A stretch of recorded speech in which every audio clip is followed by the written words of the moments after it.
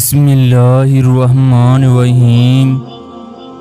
ہمارے نبی صلی اللہ علیہ وسلم نے ہمیں کھانا کھانے بازار جانے، بیت الخلاء میں بھی جانے کے آداب سکھائے۔ اگر ہم ان پر عمل کریں ہماری صحت نہ صرف ٹھیک رہے بلکہ ہم ایک اچھی زندگی بھی گزاریں گے۔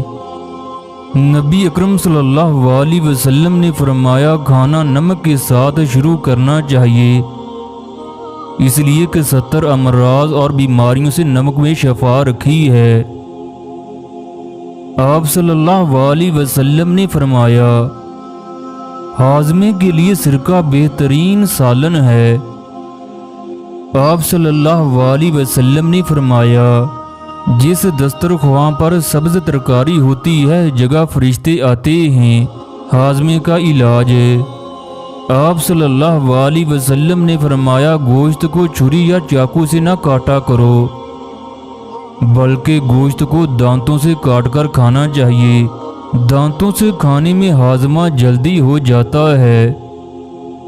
آپ صلی اللہ علیہ وسلم نے فرمایا انجیر کھایا کرو، یہ بواسیر کے لیے مفید ہے، منہ کی بدبو دور کرتی ہے، سر کے بال دراز کرتی ہے۔